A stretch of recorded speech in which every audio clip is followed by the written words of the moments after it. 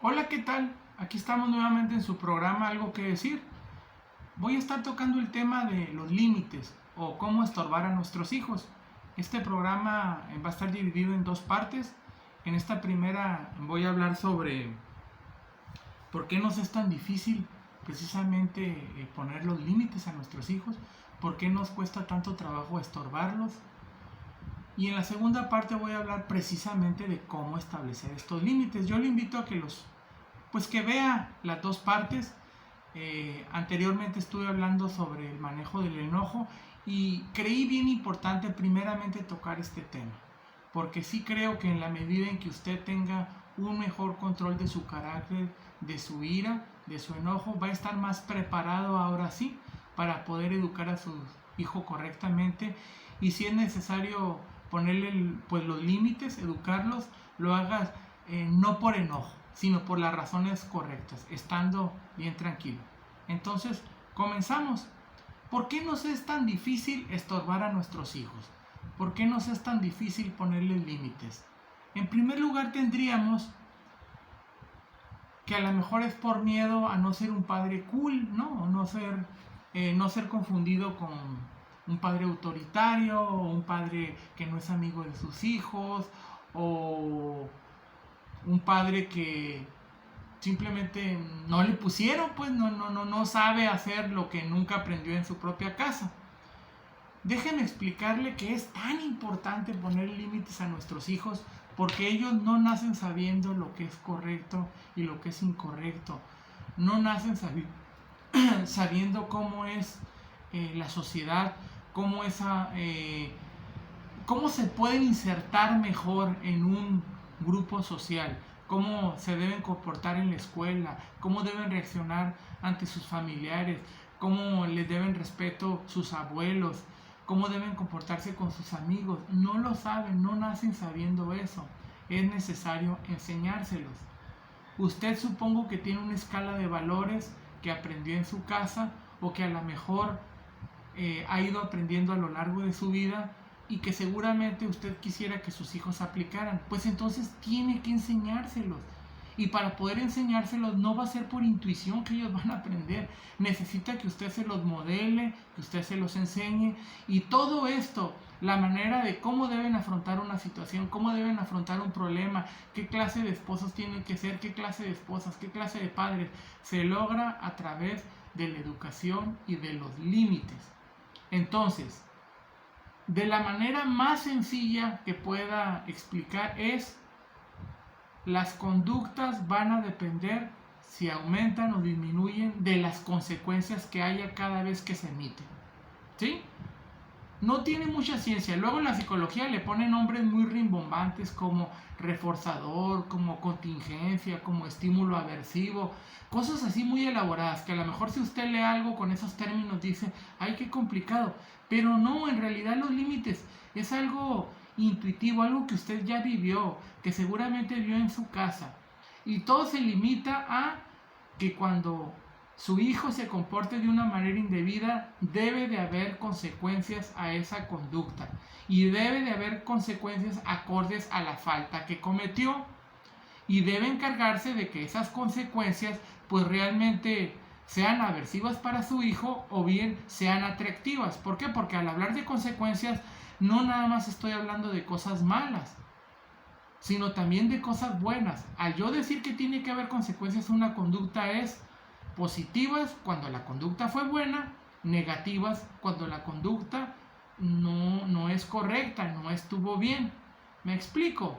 Entonces, en primer lugar tendríamos que lo que impide a los padres aplicar estos límites en sus hijos o que se están confundidos y creen que un buen padre es alguien que nunca les dice que no a sus hijos y que les da todo lo que les piden y que le tiene que resolver sus problemas, si no ya no lo van a querer.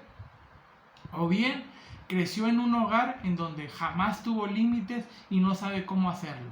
O también puede ser que vivió en una familia con exceso de límites, con exceso de autoridad, con exceso de castigos, y fue tan aversivo para él que no quiere que sus hijos vivan lo mismo que él o ella vivió. En los tres casos está cometiendo un grave error. Vamos viendo por qué.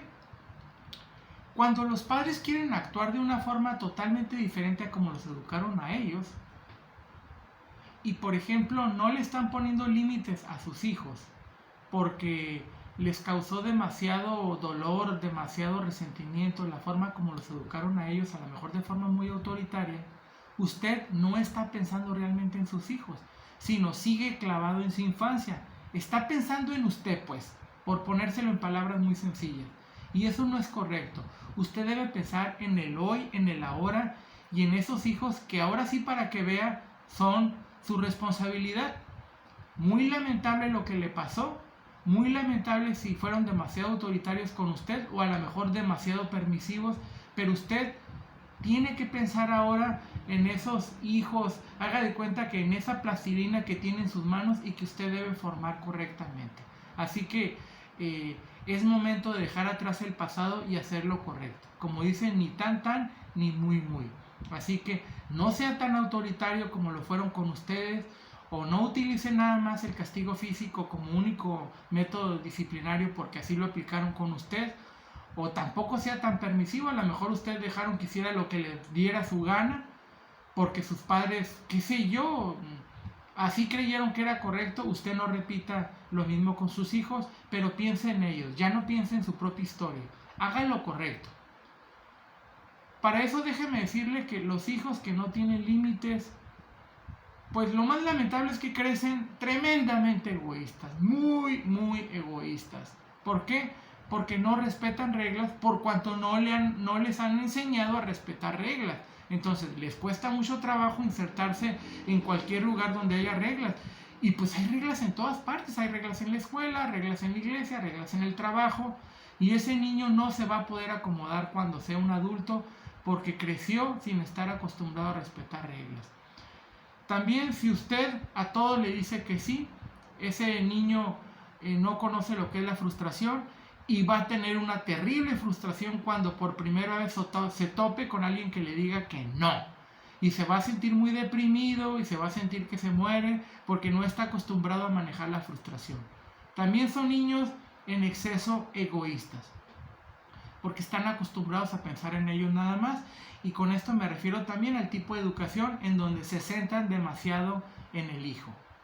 Le dan todo al hijo, la atención está puesta en el hijo, todo gira en torno a ellos, y entonces con eso lo único que logran es que el niño, cuando sus demandas no son satisfechas, se siente tremendamente indignado y se siente con derecho a protestar porque no se le ha resuelto el problema o no se le está prestando la atención debida. Entonces, por ninguna parte que lo vea, es una buena idea no educar a su hijo. No es correcto.